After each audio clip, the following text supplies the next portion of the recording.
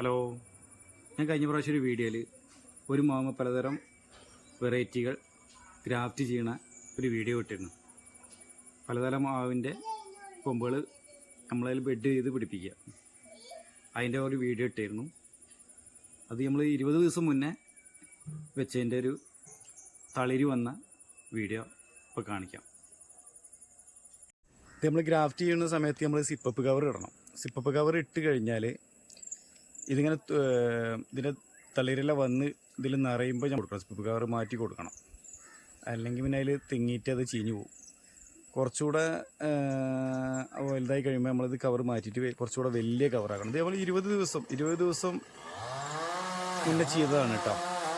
ചിലത് നല്ല സക്സസ് ആകുകയാണെങ്കിൽ ഒരു 12, 13, 14 ദിവസം കൊണ്ട് തന്നെ ക്ലിക്കാവും. ഇത് കണ്ടോ, ഇതൊരു 20 ദിവസമായിട്ടുള്ളൂ. ഇതിലൊക്കെ തളിര വന്നിട്ടുണ്ട്.